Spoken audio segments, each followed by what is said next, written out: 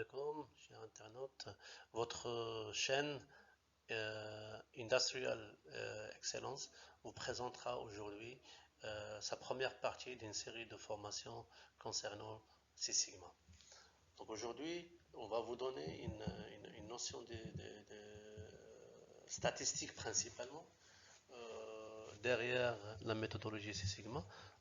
Notre objectif ce sera pas la démonstration de ces théorèmes, mais l'utilisation finale pour soutenir la méthodologie Six Sigma. Pour faire ça, nous allons parler en général un petit peu de Six Sigma, la notion Six Sigma. On va parler aussi de la distribution nominale. On va parler par la suite de la capacité de processus. On va donner aussi un exemple d'une structure managériale Six Sigma. Par la suite, on parlera de la méthodologie d'IMAC qui consiste à avoir cinq étapes d'analyse. La première, c'est définir, par la suite, c'est mesurer, analyser, améliorer et enfin contrôler. Qu'est-ce que c'est Sigma? Six Sigma est une conception de la qualité. C'est une démarche d'amélioration continue structurée. Le but de cette démarche est de se rapprocher du zéro défaut. Par rapport à la lettre sigma, c'est une lettre grecque qui décrit la variabilité d'une distribution statique, dite normale ou de Gauss. Sigma, c'est aussi l'écart type. Cette approche a trois buts essentiels. Le premier, c'est la satisfaction client. Le deuxième, c'est améliorer notre compétitivité. Et le dernier, c'est améliorer le gain ou le bénéfice de la société. Donc, par rapport à l'historique de Six Sigma, donc cette méthodologie a été adoptée pour la première fois par la firme américaine Motorola en 1987. Donc, après avoir montré des résultats très significatifs, cette méthodologie a été adoptée aussi par d'autres firmes américaines et par la suite, elle a été généralisée à l'international. Donc, pour vous donner un exemple du changement que cette méthode a apporté à plusieurs structures, donc on prend l'exemple de General Motors. Donc, après avoir appliqué la méthode Six Sigma vers les années 96, donc on voit bien que le bénéfice il a été augmenté de façon très significative par rapport à l'investissement engagé par General Motors. Donc pour vous rafraîchir la mémoire, une distribution normale, c'est une distribution qui a la forme de la courbe verte. C'est une distribution de Gauss qui a une limite inférieure et une limite supérieure. Donc plus la courbe est étroite, plus le processus est stable ou sous contrôle. Donc par rapport au nombre de défauts ppm, donc plus on travaille dans un processus Six Sigma, on se rapproche du processus Sigma, ça veut dire les spécifications inférieures ou supérieures, ils sont entre plus ou moins Six Sigma, plus le défaut il est minime. Donc on parle de 0,002 ppm. Donc il a été aussi démontré qu'un processus uniforme, il peut avoir une variation de plus ou moins 1,5 sigma. Donc cette variation nous donne une quantité de défauts très minime, bien sûr. Donc on parle ici de 3,4 ppm. Donc c'est la quantité de rebuts engendrés par ce processus qui suit une distribution normale. Donc ici, ce tableau vous donne aussi l'exemple de différents processus. Donc un processus qui tourne avec 2 sigma, 3 sigma, 4 sigma, et ainsi de suite. Donc du point de vue ppm, un processus avec 2 sigma, c'est un processus qui peut générer jusqu'à 300 000 défauts. Par contre, le même processus, s'il est bien fait, il peut, avec une distribution qui suit, qui est distribution 6 sigma, donc il ne dépasse pas 3,4 ppm, par rapport au nombre d'arrêts. Donc c'est un processus avec un niveau de 2 sigma, donc c'est un processus qui peut générer jusqu'aux 4 mois d'arrêt. Par contre, un processus avec un niveau de distribution 6 sigma, c'est un processus qui génère moins de 2 minutes d'arrêt par an. Donc on voit bien la différence qu'on peut avoir en passant de 2 à 6 sigma pour tout processus. Donc on va faire un petit exercice. Donc on a une machine de coupe qui coupe des fils avec une longueur de 15 plus ou moins 0,7. Donc on a une distribution, on a mesuré 30 échantillons. On a une distribution, on veut bien classer au premier lieu, classer les mesures selon les différentes mesures, donc 14,4, 14,3, et par la suite on veut bien tracer la courbe représentant cette distribution, et on doit faire les conclusions nécessaires. Donc vous pouvez faire pause, le temps de faire l'exercice, mais sinon pour moi je vais continuer la présentation. Donc, comme vous voyez ici sur la présentation, c'est un processus qui représente plusieurs pics, le premier, deuxième, troisième, quatrième minimum. Donc c'est un processus qui n'a pas de distribution uniforme. Il ne suit pas une distribution normale. Et par la suite, on peut conclure que c'est un processus qui va générer des défauts aléatoires. Donc, il faut vraiment faire des actions nécessaires pour se rapprocher au maximum d'une distribution qui est normale, comme ça, ou une distribution de Gauss. Donc, pour la capacité du processus, il est calculé par rapport à 2 indicateurs, le CP et le CPK. Pour le CP, c'est la valeur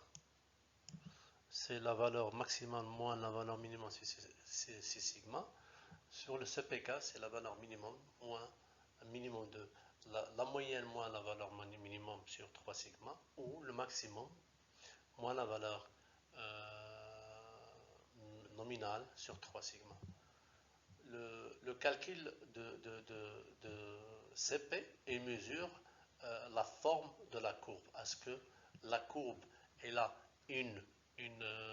est étroite, serrée, ou elle est large? Le CPK, ça nous donne l'idée sur la position de la distribution par rapport à la limite inférieure ou à la limite supérieure. Dans tous les cas, si le CP et le CPK devront être supérieurs à 1 pour que le processus soit un processus qui donne une qualité qui est acceptable. Donc là, on va faire un petit exercice pour calculer le CP et le CPK pour un processus qui représente un déplacement de plus ou moins 1,5 sigma. Donc on va supposer que le processus nominal il est là. Donc on va supposer qu'il est déplacé de 1,5 sigma par rapport, à la moyenne. Donc on a ici plusieurs processus et chaque processus il a un niveau 6 sigma, donc il va démarrer de 1 sigma jusqu'au 8 sigma. Donc ici vous pouvez mettre pause le temps de faire l'exercice, mais sinon je vais continuer la présentation et dans le prochain slide on va voir ensemble la correction de l'exercice. Vous voyez ici que on a calculé plus le niveau du sigma augmente, plus le CP et le CPK aussi augmente. Donc concernant le jugement d'un processus juste en voyant la courbe, la courbe de Gauss, donc il y a plusieurs, il y a deux cas. Le premier cas, c'est que le CP et le CPK sont inférieurs à 1.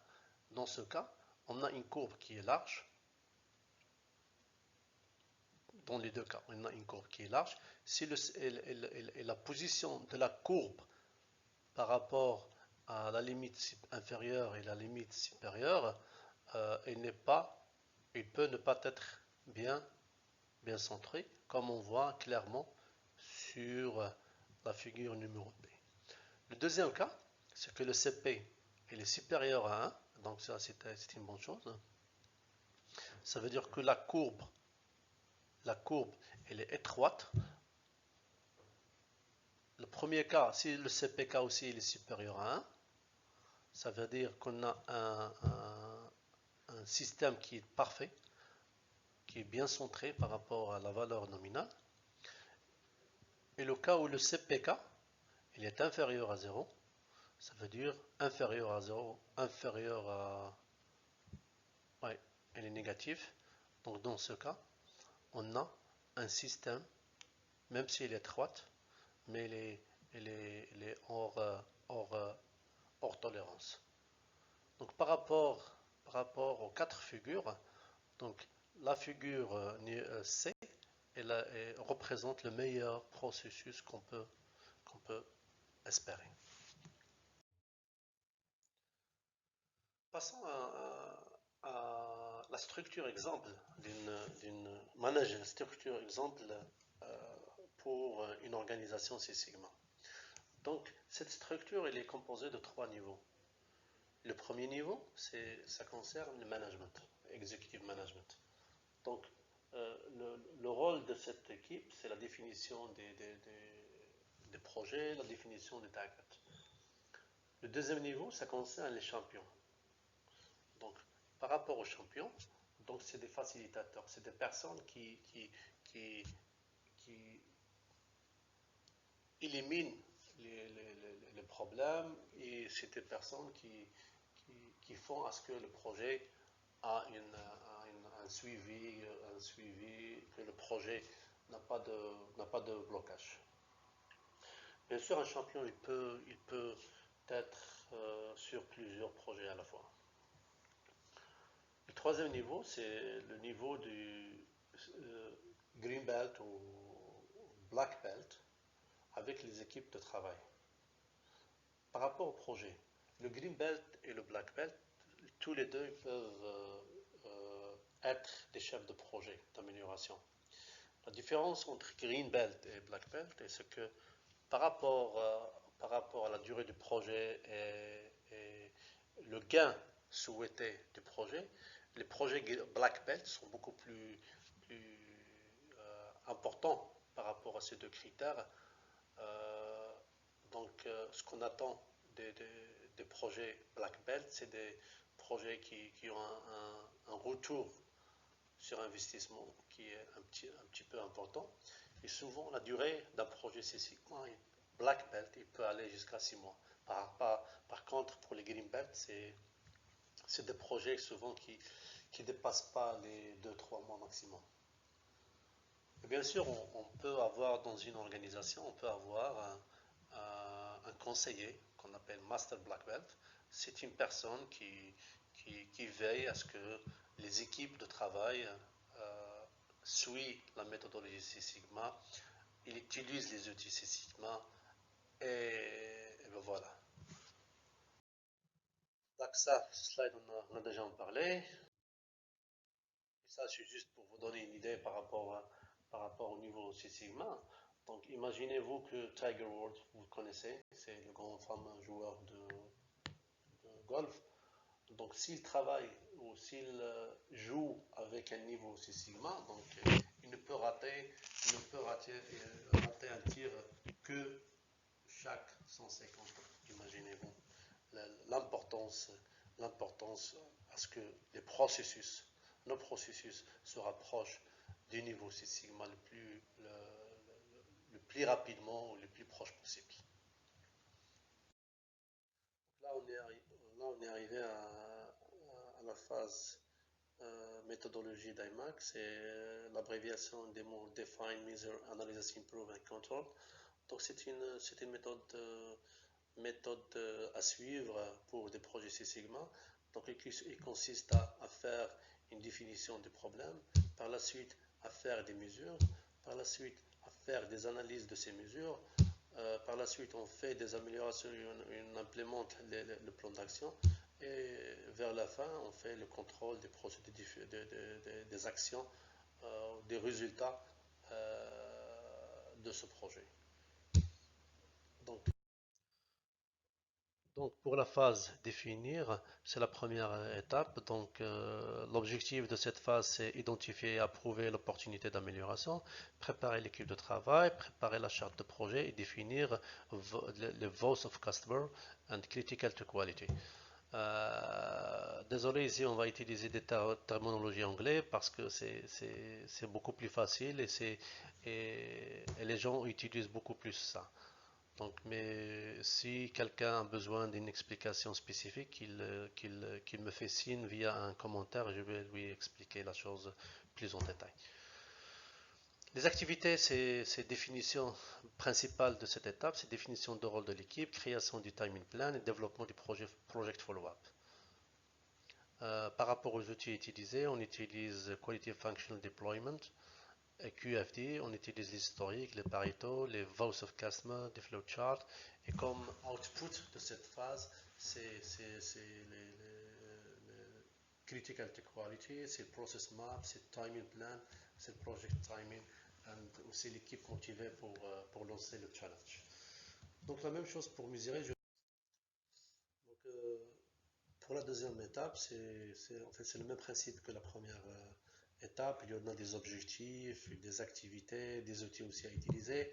Ce qu'on doit garder dans notre tête, c'est que